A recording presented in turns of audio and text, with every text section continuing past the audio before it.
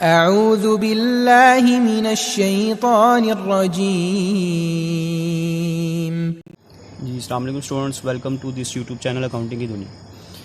तो students question आज जो हम 2017 का करने जा रहे हैं। पास्ट पेपर हम कर रहे थे सेल टैक्स के 2016 का लास्ट टाइम हमने किया था। ये आज 2017 नहीं, ये 2018 का पेपर है। 2018 का पेपर करने जा रहे हैं। 17 और 16 का हमने लास्ट टाइम कर लिया था। क्वेश्चन को रीड करेंगे।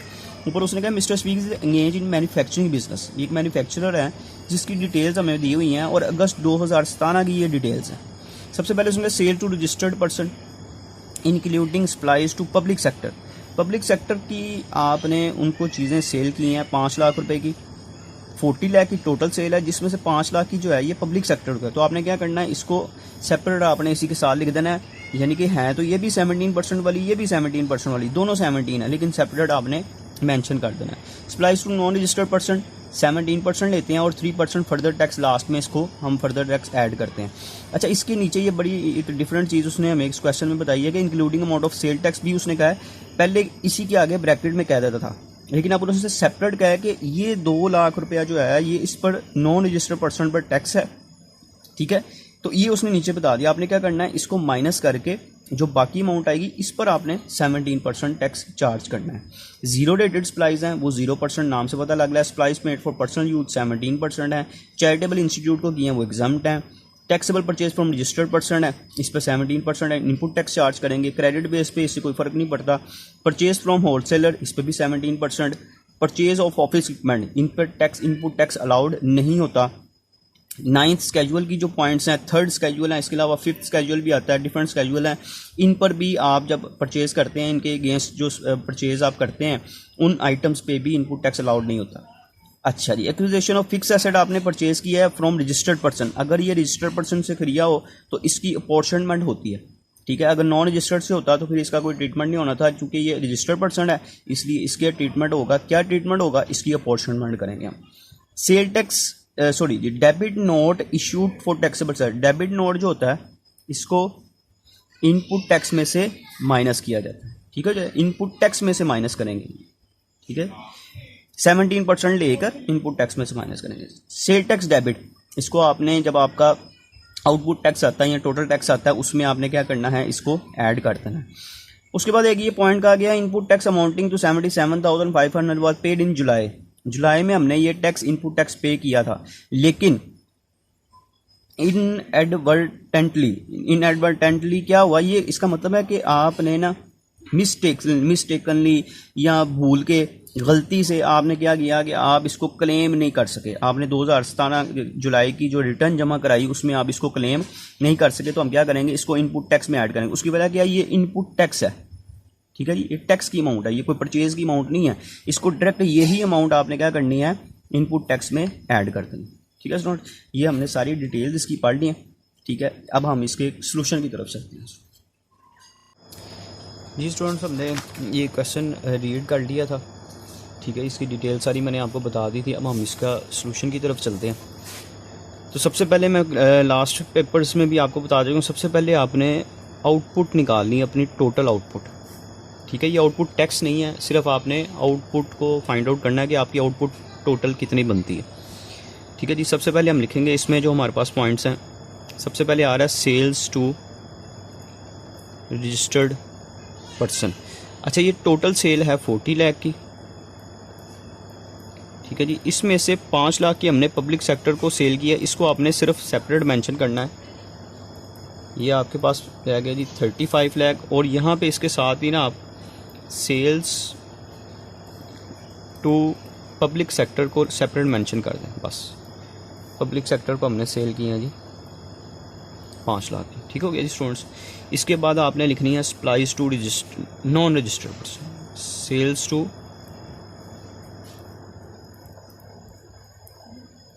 Non registered person. अच्छा, ये 10 लाख की हैं, लेकिन इसके नीचे वाला जो पॉइंट बताया हुआ है कि उसने 2 लाख का इसमें टैक्स इंक्लूड है, इसको आपने माइनस करके ना, तो इसको आपने मेंशन कर देना। अच्छा, इसको आप सेपरेट भी मतलब कि इसको सेपरेट भी मेंशन कर सकते हैं कि 17% वाली लहदा मेंशन करें, चूँकि इस पर 3% लहदा भी चार्ज होता है, इसलिए कुछ जगह पे इसको लहदा मेंशन किया हो तो आप लहदा भी इसको मेंशन कर दें। अच्छा जी, उसके बाद आ गया सप्लाईज फॉर पर्सनल यूज़ है जी हमारे पास, सप्लाईज फॉर पर्सनल यूज़। ये जी हमें क्वेश्चन में बताई हुई है 2,30,000 की। इसके बाद ज़ीरो रेटेड थी, उनको हम यहाँ पे ज़्यादा मेंशन कर देता हूँ मैं, ज़ीरो रेटेड। ठीक है जी, चूँकि ये 0% वाली हैं इनको ज़्यादा मेंशन कर देता हूँ मैं 1,80,000 से। ठीक हो गया जी।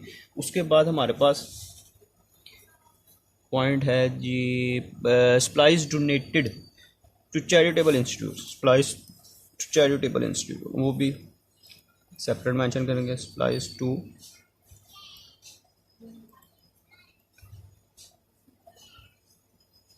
Charitable institute. और ये हमारे पास क्वेश्चन में गिवन है जी 1,50,000। ठीक है जी। उसके बाद सारी परचेज़ की आइटम इंक्लूड हो जाती हैं।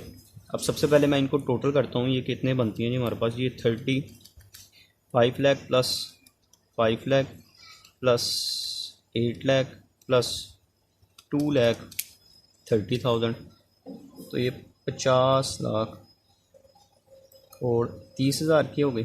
और अगर ये भी दोनों इसमें इंक्लूड कर लें तो टोटल टर्नओवर भी निकाल लेते हैं हम, 1,80,000 और 1,50,000, तो टोटल टर्नओवर हमारे पास बन जाती है 53,60,000। ठीक है जी, ये हमारे पास टैक्सेबल टर्नओवर आ गई हमारे पास, और ये टोटल टर्नओवर आ। ठीक है जी। इसके बाद हमने अब चले जाना है अपनी इनपुट टैक्स की तरफ। आउटपुट जब आपने निकाल ली तो इसके बाद अब आपने इनपुट टैक्स निकालना है। यहाँ पे आप इसके ऊपर लिखेंगे इनपुट टैक्स। अब इनपुट वाली आइटम्स लिखेंगे, यहाँ पे सबसे पहले आ जाएगा taxable purchase from registered person. Credit base पे हो या ये ना लिखा हो, इससे कोई फ़र्क नहीं पड़ेगा। आपने 6 लाख की जो अमाउंट है इस पर 17% टैक्स चार्ज कर देना है।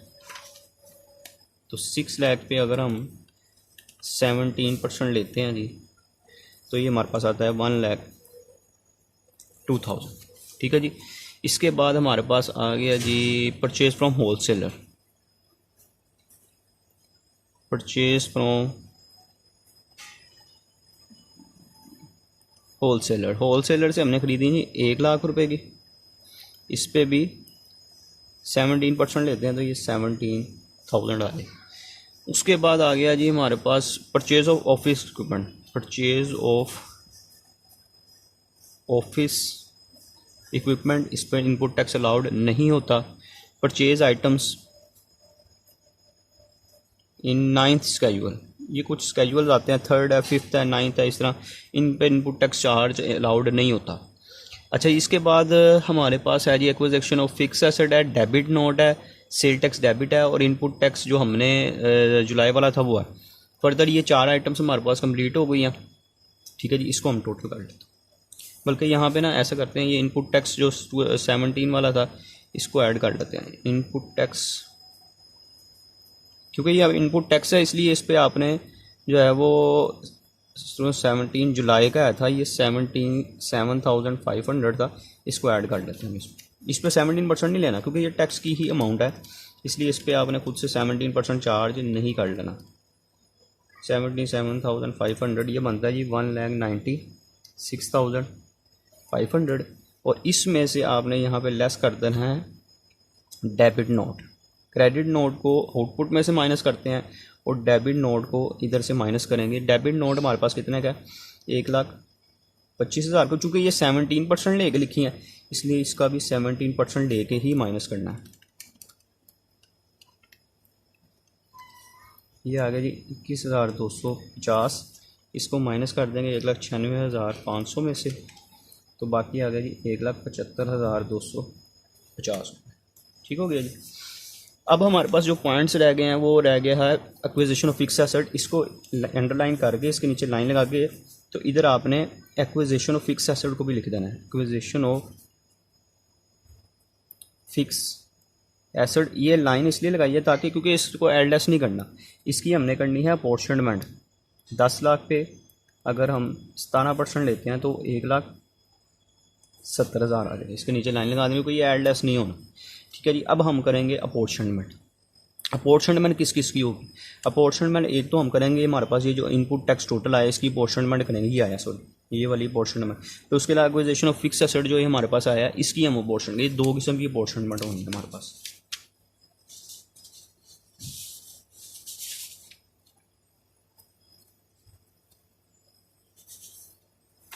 जी यहाँ पे हम इसकी अपॉर्चमेंट करते हैं।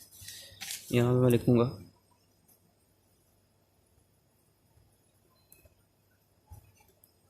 अपॉर्चमेंट ऑफ इनपुट टैक्स, ठीक है जी। इसके लिए क्या करते हैं, आपने सबसे पहले लिखनी है टैक्सेबल टर्नओवर, इसके बाद आपने लिखनी है ज़ीरो रेटेड, इसके बाद आपने लिखनी है एग्जम्प्टेड। ये 3 तरह की यहाँ पे आपने इसको मेंशन कर दें। अच्छा जी, इधर आपने लिख लेनी है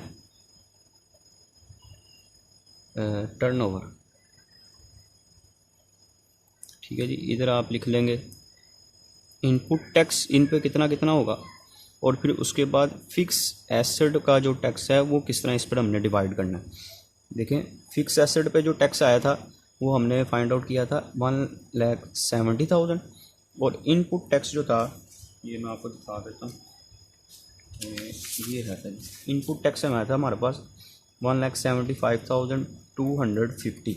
इसको 3 हिस्सों में तकसीम करना, इसको 3 हिस्सों में तकसीम करना।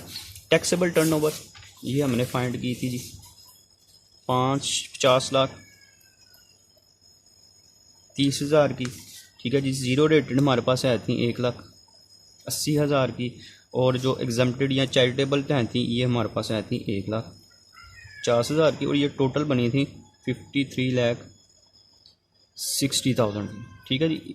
अब हमने इस रेशो से इनपुट को और फिक्स को डिवाइड करना है। कैसे डिवाइड करना है, रेशो निकालनी है। जैसे आप इसको मैं चले N1 कह देता हूँ, इसको मैं N2 कह देता हूँ, इसको मैं N3 कह देता हूँ। सबसे पहले मैं डिवाइड करूँगा इनपुट टैक्स को 1,75,250 divided by total turnover multiply by taxable turnover, ये N1 निकाल रहा हूँ जी। जी ये रेशो है किस्म की, जैसे रेशो फाइंड आउट करते हैं। इसको डिवाइड करूँगा 53,60,000 पे और मल्टीप्लाई कर देंगे 5030, तो 50,30,000 पे, तो ये आता है जी 164460। अब इसी तरह आपने N2 यहाँ पे निकाल लेंगे। इसी टैक्स को मैं डिवाइड टोटल टर्नओवर से ही करूँगा, लेकिन मल्टीप्लाई कर दूँगा ज़ीरो रेटेड से, और एक दफ़ा इसको मैं 1,50,000 से, ये N3 आप सेपरेट लिख लीजिए। अच्छा जी 1,75,250 divided by total turnover multiply by, ये आपकी ज़ीरो रेटेड, ये हमारे पास आ गई जी 5,885। अब इसी तरह आपने इसी टैक्स को डिवाइड करना है टोटल टर्नओवर से 53,60,000, और इसको मल्टीप्लाई कर देना अपने चैरिटेबल से। तो ये आपके पास, इसको हम करेंगे जी 490, इसको राउंड करके मैं इधर 5 कर देता हूँ, ठीक हो गया जी। ये हमारा इसका टोटल चेक कर लें कि यही आ रहा है 5,885 प्लस 4,905, तो यही आ रहा है, ठीक हो गया जी। अब इसी तरीके से सबसे पहले इधर ये N3 भी निकाल लिया, ये ले N4 लिख देता हूँ मैं इसको, N4 N5 N6 ये ले। अब हमने ये इनपुट टैक्स की जगह अब आपने जो आपका फिक्स एसेट का टैक्स है उसको लिखना है, उसको भी इसी तरह डिवाइड करना है अपने टोटल टर्नओवर से, और मल्टीप्लाई कर देना है टैक्सेबल से एक बार ज़ीरो रेटेड से, और एक बार चैरिटेबल वाली से, ठीक हो गया जी। 1,70,000 को डिवाइड करूँगा मैं टोटल टर्नओवर से, और मल्टीप्लाई कर दूँगा इसको टैक्सेबल टर्नओवर से, तो ये आ जाएगा 1,59,534 कर देते हैं इसको। फिर इसको 1,70,000 डिवाइड करूँगा टोटल टर्नओवर से, और मल्टीप्लाई कर दूँगा ज़ीरो रेटेड वाली से, तो ये आ जाएगा 5,709, ठीक हो गया जी। उसके बाद फिर मैं इसको 1,70,000 डिवाइड करूँगा टोटल टर्नओवर से, और मल्टीप्लाई करूँगा इसको चैरिटेबल से, तो ये आ जाएगा जी हमारे पास 475। अच्छा, इसको हमने इधर आना चाहिए 7, ठीक हो गया जी 7, तो ये हमारे पास इक्वल हो जाएगा। ये हमने तीनों टैक्स निकाल लिए। अब ये हमारा क्वेश्चन तकरीबन कंप्लीट हो गया। अब यहाँ पे मैं कंप्यूटेशन ऑफ इनपुट टैक्स करने लगा। सबसे पहले मैं लिखूँगा आउटपुट टैक्स। आउटपुट हमारे पास टैक्सेबल टर्नओवर है जी 50,30,000 की। इस पर आपने ले लेना है 17%। 50,30,000 मल्टीप्लाई बाय 17%, तो ये आ गया जी 855,100। ठीक है जी, इसमें से लेस करना है आपने इनपुट टैक्स। अब पहले इनपुट टैक्स आपने माइनस करना है जो इसके मुताबिक आया है, वो ये है, वो आया जी हमारे पास 164460। इसको 90% ऑफ आउटपुट टैक्स से कंपेयर करना है। सेक्शन 8B1 कहते हैं इसको 90% ऑफ आउटपुट टैक्स से कंपेयर करेंगे।